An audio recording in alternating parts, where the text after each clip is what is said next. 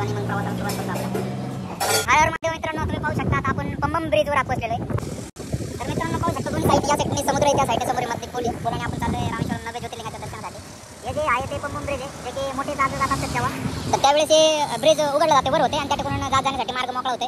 पलीकडचं पाल तर पलीकडे लिफ्ट सारखी सिस्टम आहे त्याला.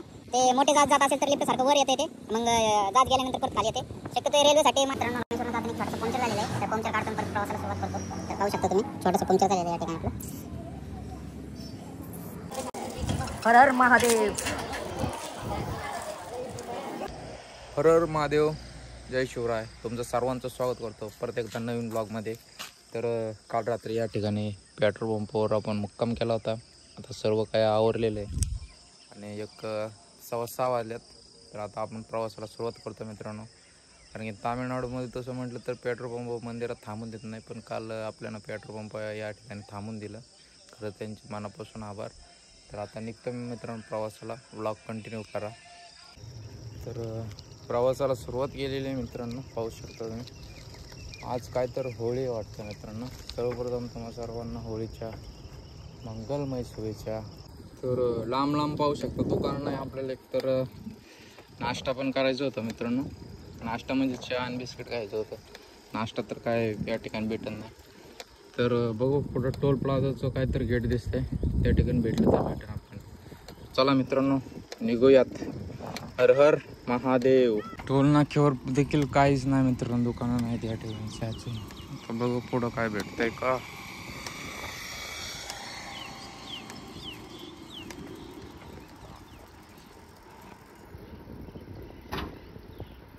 तर 15 किलोमीटर प्रवास केल्यानंतर आपल्याला या ठिकाणी चहाचं दुकान भेटलेलं आहे मित्रांनो. तर चहा बिस्किट करून पुढं प्रवासाला सुरुवात करूयात. चला भेटूयात लवकरच. तर मित्रांनो चहा बिस्किट खाऊन झाले आणि आता परत आपण प्रवासाला सुरुवात केलेली आहे. तर लगभग 65 किलोमीटर राहिला असेल आता लगभग रामेश्वरम. तर जाऊयात मित्रांनो हळूहळू. सायकलला देखील थोडासा प्रॉब्लेम आहे. सायकल खूप हार्ड पॅन्डल खूप हार्ड जात आहे. मागचा चाक बहुतेक जाम झालेलं दिसतोय. आणि मागं आपण सायकलचे दुकान होते, पण ते काय म्हणले आम्ही करत नाही सायकलचं काम. तर बघूयात पुढं मोठं सायकलचं दुकान भेटलं की त्या ठिकाणी सर्व्हिसिंग आणि सायकलचं काम करू, जेणेकरून आपल्याला प्रवासाला काही अडचणी येणार नाही. तर ब्लॉग कंटिन्यू करा मित्रांनो. हर हर महादेव.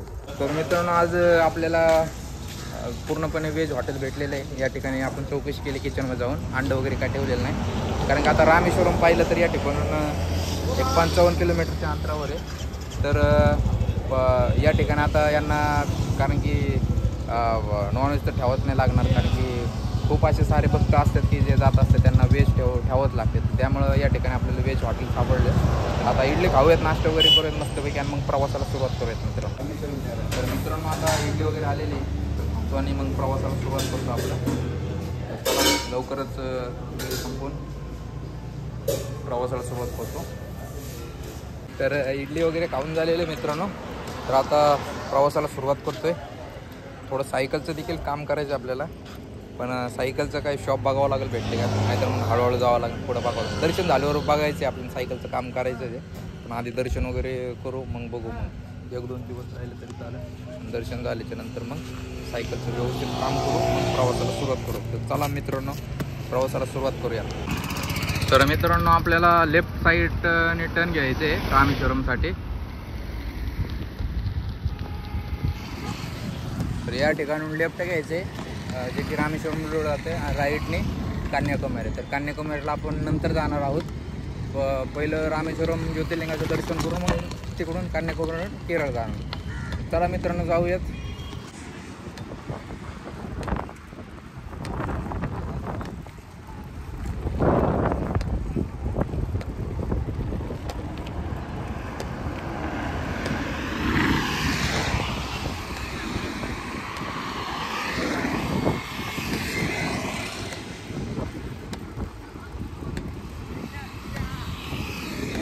मित्रांनो रामेश्वरला जाताना एक छोटासा पंक्चर झालेलं आहे. तर पंक्चर काढतो परत प्रवासाला सुरुवात करतो. तर पाहू शकता तुम्ही छोटंसं पंक्चर झालेलं आहे या ठिकाणी आपलं.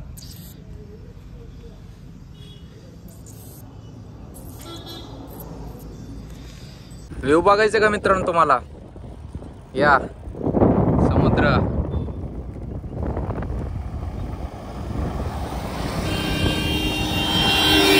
पाहू शकता, समुद्र आहे. लवकरच पंबन ब्रिजला पोहोचणार आहे आपण. तिथला नजारा तुम्हाला दाखवतो. खरंच खूप भारी नजारा दिसणार तिथून. तो ब्लॉग कंटिन्यू करा मित्रांनो. हर हर महादेव मित्रांनो, तुम्ही पाहू शकता आता आपण पंबन ब्रिजवर पोहोचलेलो आहे. तर हे जे ब्रिज आहे मित्रांनो, एक इंग्रजांनी बांधलेलं ब्रिज आहे आणि ते आपण आपल्या भारत सरकारने बांधलेलं. तर हे जे अलीकडचं जे ब्रिज आहे ते खूप जुनं आहे, इंग्रजांनी बांधलं होतं. तर 1964 साली खूप मोठा असा लाट आणि चक्रीवादळ आल्यामुळे या ठिकाणी ट्रेन बुडली होती आणि खूप जणांचं या ठिकाणी जीव गेला होता. तेव्हापासून हे बंद केलेलं आहे. आणि याचं खास एक वैशिष्ट्य त्या ठिकाणी बघाल तर ते पलीकडचं पांढरं जे आपण बांधलेलं आहे, अलीकडचं जे ते असं ओपन खालून जर जहाज जात असेल तर ओपन व्हायचं ते. आणि आता जे आपण बांधले ते याला लिफ्ट सारखी सिस्टीम आहे. असं वर लिफ्ट येणार, खालून जहाज जायचे असले तर लिफ्ट सारखं वर होणार आणि वर जहाज गेल्याच्या नंतर खाली होणार. तर लवकरच आपण मित्रांनो रामेश्वरमचं दर्शन करणार आहे. तर थोडंफार नजारा पाहून घ्या तुम्ही देखील. या प्रकारे अशा प्रकारे काय नजारा आहे. दोन्ही साईडनी समुद्र आहे आणि तुमचा भाऊ मधून पंबन ब्रिजवरून सायकल घेऊन चाललेले रामेश्वरमच्या दर्शनासाठी. तर सबस्क्राईब केलं नसेल तर सबस्क्राईब करा मित्रांनो अजून चॅनलला. आणि व्हिडिओ जेवढे शेअर करता तेवढे शेअर करा. पाहू शकता मित्रांनो काय अशा प्रकारे नजारा आहे या ठिकाणचं. अप्रतिम असा नजारा आहे, पाहू शकता तुम्ही. मला तर भारी वाटलं मित्रांनो या ठिकाणी येऊन. तुम्ही जर येत असाल तर एकदा जरूर व्हिजिट करा. तर मित्रांनो आपण मंदिराच्या ठिकाणी पोहोचलेलो आहे, पाहू शकता. मंदिराचा गोपुरम पाहू शकता, खूपच भारी आहे. दर्शन करून घ्या तुम्ही पण. तर आता लवकरच दर्शन करण्यासाठी जावं लागणार आहे आपल्याला. तर त्याआधी समुद्र स्नान करायचं आहे आपल्याला. तर दर्शन करण्याच्या आधी आपल्याला समुद्र स्नान करावं लागतं मित्रांनो. तर आता मी समुद्र स्नान करण्यासाठी चाललो आहे. तर समुद्र स्नान करून लवकरच आपण दर्शनासाठी आतमध्ये जाणार आहोत. तर मित्रांनो रामेश्वरम ज्योतिर्लिंगाचं दर्शन करण्याच्या आधी तुम्हाला अग्नितीर्थम म्हणजेच या ठिकाणी समुद्र स्नान करावं लागते. त्यानंतर मंदिरात जाऊन 22 कुंडांचं जे तीर्थ स्नान करून त्यानंतर रामेश्वरम ज्योतिर्लिंगाचं दर्शन करावं लागते. तर मी आलेलो आहे आता. तर या ठिकाणी स्नान करून मग आपलं आतमध्ये मंदिराच्या आतमध्ये एक 25 रुपयाचं तिकीट घ्यावं लागते. आणि त्या ठिकाणी जे आपले काय म्हणते त्याला, जे 22 कुंड आहे त्याचे म्हणजे स्नान करावं लागते, मगच रामेश्वरांचं दर्शन होते. तर तुम्ही देखील या ठिकाणी येत असाल तर आधी तुम्हाला समुद्रात स्नान करून मगच पुढे दर्शनासाठी जावं लागते.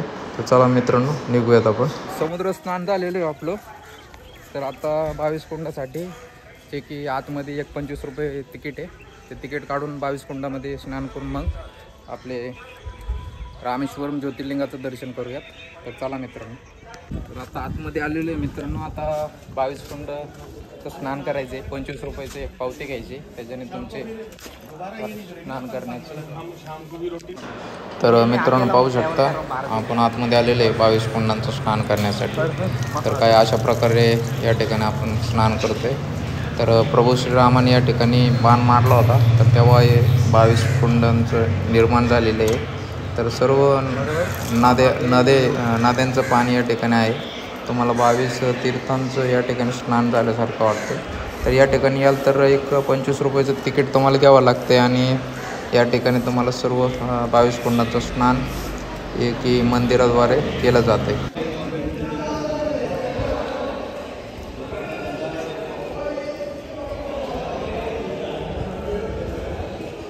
मंदिराचा आतला परिसर आहे. या ठिकाणी शिवलिंग पाहू शकता. असल्या बारीक प्रकारे असे शिवलिंग येते त्या ठिकाणी. प्रकारे 22 कुंडांचं आपलं स्नान झालेलं आहे. तर मंदिरात आलेलं आहे, पाहू शकता मित्रांनो. आता गर्दी नसल्यामुळं एवढी काही गर्दी नाही, पाहू शकता तुम्ही. तर चाललो आहे दर्शन करण्यासाठी. लवकरच दर्शन होईल आपलं. तर मित्रांनो आपलं रामेश्वर 9वे ज्योतिर्लिंग या ठिकाणी पूर्ण झालेलं आहे. आतमध्ये कॅमेरा नेण्यासाठी परवानगी नाही. तुम्ही या प्रकारे अशा ठिकाणी फोटोशूट वगैरे करू शकता, रील वगैरे बनवू शकता. तर आता धनुषकोडी रामसेतूला जायचं आहे, पण आज काही जाणार नाही मी, उद्या सकाळी जाणार. आज या ठिकाणी विश्रामसाठी जागा शोधतो आहे. तर काय अशा प्रकारे हे आहे, पाहू शकता. खूपच भारी आहे वातावरण या ठिकाणचं. दर्शन देखील खूप भारी झालं आपलं, एकदम भारी वाटलं दर्शन करून मित्रांनो. हे पाहू शकता, खूपच मोठं असे पाहू शकता.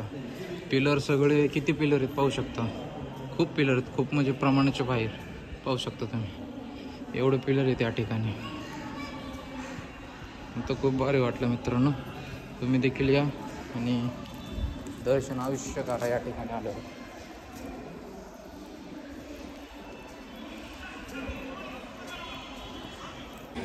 तर मंदिरातून बाहेर आलेलं दर्शन वगैरे व्यवस्थित झालेलं आहे आपलं. तुम्ही दर्शन करण्यासाठी या ठिकाणी हे गेट आहे, तर या गेटमधून आतमध्ये जाऊ शकता. पलीकडं नॉर्थ गेट आहे, तिथून 22 कुंडांचं स्नान करून या ठिकाणून दर्शनाला जाऊ शकता. तर दर्शन वगैरे झालेलं आहे आपलं. तर मित्रांनो आता आपल्याला मुक्कामासाठी जागा शोधावं लागणार आहे. तेच शोधण्याचं आता बघू पुढं भेटतं जागा. चला मित्रांनो. तर मित्रांनो आपल्याला एक आश्रम सापडलं होतं, त्या ठिकाणी गेलो होतो. पण त्या ठिकाणी आपल्याला लेटर मागत होते की तुम्ही ज्या ठिकाणी आलं तिथलं पोलीस परमिशन लेटर आहे, ते तर आपण आणलेलं नाही. त्यामुळे परत मग या ठिकाणी आलो मी. तर या ठिकाणी 300 रुपये द्यावं लागले आपल्याला. अशा प्रकारे आपली सोयी. तर आजचं विश्राम या ठिकाणी करतो आणि उद्या सकाळी धनुषकोडी रामसेतूचं दर्शन करण्यासाठी जायचं आहे. तर भेटतो लवकरच उद्या तुम्हाला. हर हर महादेव.